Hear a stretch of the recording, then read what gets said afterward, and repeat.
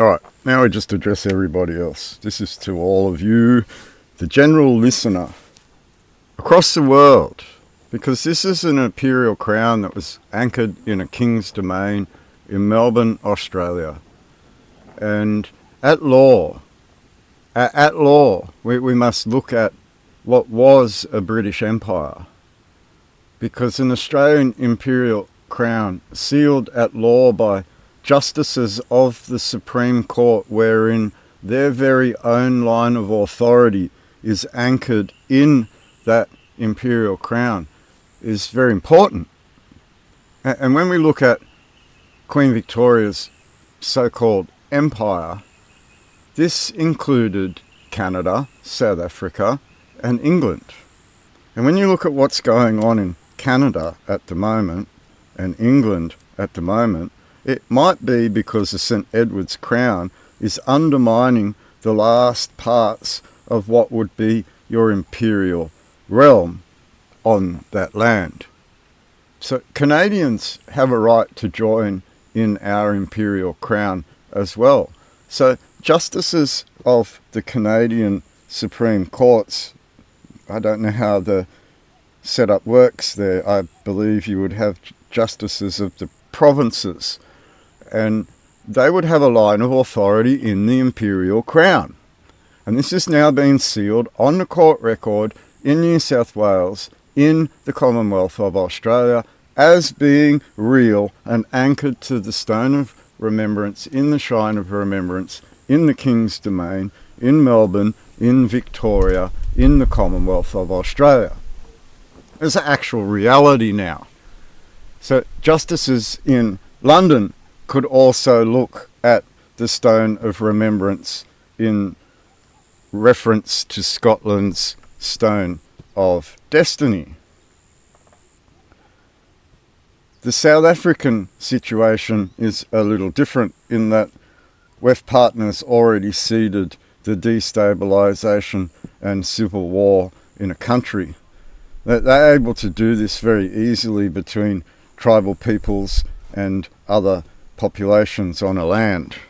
And this is what these money men do. They make you play this race, hate, sex, non-God game, because that's how they manipulate the whole entire society. They've been doing this for a long time. Now, what a lot of you wouldn't realise is that technically, at international law, a St. Edward's crown has put an imperial crown into real-world slavery.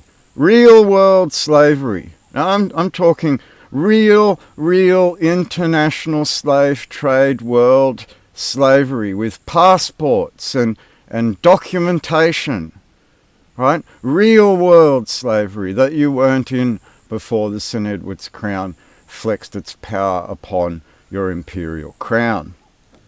And this is a real problem in that at international law, these Wef partners are now responsible directly for that slavery. Directly at international law for breaking international law, being a war crime, an actual international war crime against subjects of the imperial crown, across Canada, across England, across South Africa, and across many other countries around the world, where Queen Victoria said that, with expediency, that those states should join the Commonwealth of Australia instead of the Commonwealth of British Nations that was going to be created and fracture an empire and world apart into a debt banking system.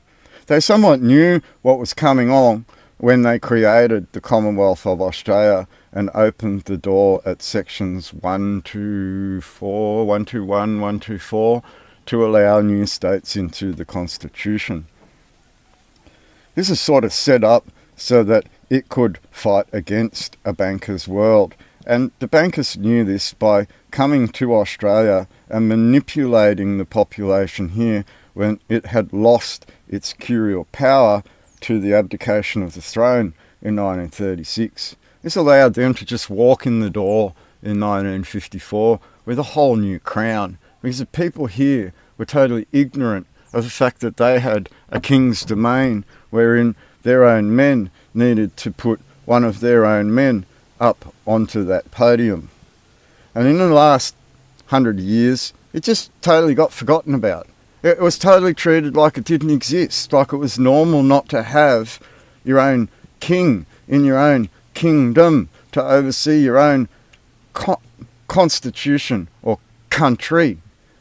Right? And no one believed in this blessing that was sealed from Almighty God that is now sealed on the Supreme Court record.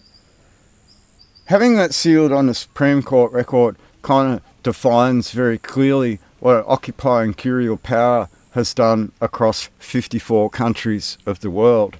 And now that they have committed a Nuremberg-style offence across many of those countries, it's very clear that a foreign curial power can be put into a Nuremberg trial. And I'm talking directly to justices of all these countries that are very well seeing what's going on. When an administering power goes outside of its administration rules, it can no longer administer justices. When it tries to undermine the principle at which it's supposed to administer for the last 70 years, how is it supposed to administer that principle? Under the rules of usufruct, it is obligated to maintain the principle while taking the interest of the usufruct agreement. The agreement was put in play so that they could take the profit of the country. But when we look at the Commonwealth of Australia, John Howard did take the power of the people away from them. John Howard did disarm the people here, and John Howard did put the sweat labour directly on the people's backs, going against the Hague Conventions altogether. Since 1984 and the foreign curial takeover of this country, they have treated this as their sovereign land, and the United Nations has complained at them many, many times for going outside of United Nations rules. And these players have believed that they don't apply to them because the people here had forgotten their curial standing.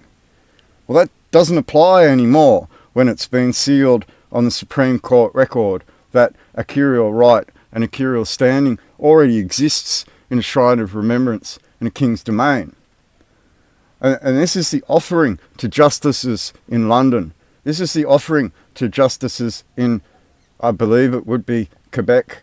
This is the offer to justices in Johannesburg and Cape Town. This is the offer to justices in other countries such as New Zealand and Auckland and Wellington to recognise what has been sealed on a courtroom record by Justice Lonergan as your line of authority in an imperial crown that was occupied by foreign administering power. This is your opportunity to recognise that men of the realm have sealed the realm before the courts of law, and you have the ability to recognise that men have sealed the realm and defined the realm before the courts of law. This puts this Nuremberg trial very reality on the table. This puts everything that we spoke about over the last few years as a reality on the table. These people are actual technical war criminals at international law, and justices across the world now have the opportunity to stand in a line of authority forged for them by men of the realm, recognising that they have returned home lost in holy seas to retain their cestui, so to speak, and stand on the land with their king. This is their opportunity to speak up across the entire globe for an imperial crown that was occupied and administered and divided and conquered. This is what you're seeing in the demise of what you are as a people right now, as a foreign curial power dismantles and abandons everything that it put into administration. The only problem that it has is that again created a Nuremberg offence, repeating what it did in 1940s with its eugenics agenda. And the Office of Prime Minister in the Commonwealth of Australia and the Office of Governor-General in the Commonwealth of Australia have been party to those offences directly. This is not excusable at law, and this is inescapable at law. Justices across the country have full well documented everything that's going on. They see with their very own eyes and the knowledge in their own minds what is going on in the Office of Prime Minister, and can see that if it were a de jure Office of Prime Minister, it would be an act of treason against the Constitution.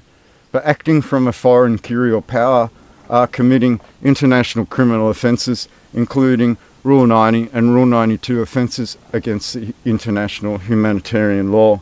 These are serious offences when you consider that our judges have outed our magistrates for being directly responsible for Rule 90 and Rule 92 offences. This means that magistrates across the courtrooms of New South Wales are directly responsible for Rule 90 and Rule 92 international humanitarian law offences. And justices all across the realm can now stand up and say that this is an actual international war crime, and that Yamashita protocols do apply, and that Governor-Generals and governors of states all across the world have disobeyed The Hague and Geneva and associated world treaties all across the world. This is where we come to, justices, is that we seal an imperial crown on the Supreme Court record of New South Wales in the Commonwealth of Australia and define these things very, very clearly at law to exist. You have an opportunity now to speak up for that. You have an opportunity now to hold these politicians, these police, these justices, these military men who operate in battlefields all across the world to account, to their Hague and Geneva obligations, to their war manual obligations. These were obligations very clear that are now linked to what could be considered one of the largest Ponzi schemes and criminal offences of all time. They've managed to poison a very, very large population of what they describe as a Western world.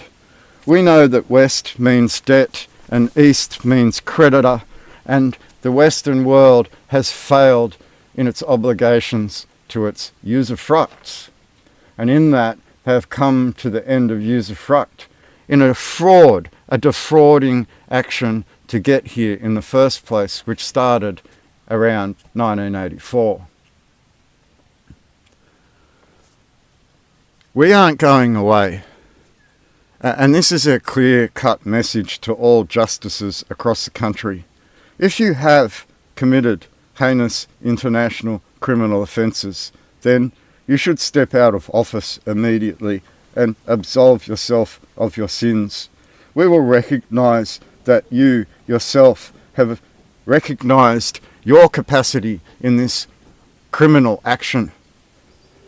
Merely stepping out of office will demonstrate to the rest of the world that you feel guilty in your own mind for things that you may not have had a control over. This would demonstrate to the rest of the world that you don't want party to further criminal action.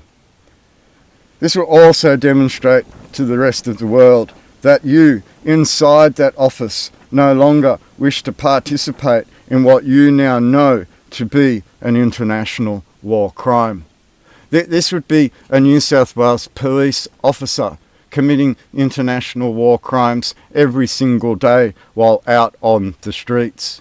This is an inescapable part of law now that they operate on behalf of a foreign imperial power that has already, and I will stress this, already committed heinous international war crimes offences on the continent of Australia already. Okay? You cannot trust a people that have openly committed international war crimes, serious international war crimes that have come out of the Office of the Police Commissioner of New South Wales, have come out of the offices of several local area commands of New South Wales, have come out of the offices of the Fixated Persons Unit of New South Wales and the State Protection Squad of New South Wales Police Force. This is an inexcusable area of law that is now on the court record. And my warning now to all justices is to not show any leniency to these offenders anymore. They've committed grave acts of treason to the realm. They've committed heinous international criminal offences to the realm. They have attacked the people of the realm. They have put the people of the realm into an actual real world direct slavery. They have tortured the people of the realm under Rule 90 of the international humanitarian law. They have force medically procedured people of the realm long before lockdowns inside New South Wales Correctional Services by New South Wales forensic mental health nurses long before lockdown even took place. It is inexcusable and it is unescapable that this is a fact of law now, that international humanitarian law offences did have and are taking place today in Australia under the auspices of the Government of New South Wales and likely under the auspices of the governments across the country. This is evident when New South Wales denied inspectors to those correctional facilities when they arrived from the United Nations asking to have access to forensic mental health New South Wales and New South Wales correctional facilities. It's very, very clear when the actual state recognises its own crimes, which are defined on the court record, which might have brought those UN inspectors there in the first. We can't be sure that the court cases on the court record didn't bring those UN inspectors here in the first place. It could very well be that our actions of defining this on the court record involved them in the first. And this is where we stand very clearly, justices across the imperial realm, as having defined this before the international world, where all else have failed. And I mean all else. Every tribe around the world has had a severe failure at law to be able to stand at law like this and give you as justices of courtrooms of an imperial realm occupied a line of authority to know who they are and to stand in it again, limited by those Hague and Geneva Conventions. And what this means, justices around the world, is that you have the upper hand in that you are able to hold these men and women of criminal action within these governments to the full account of international law now. So I give to you, across the world, all justices in all imperial countries, the ability to anchor yourselves in the stone of remembrance, in the King's domain, and have a line of authority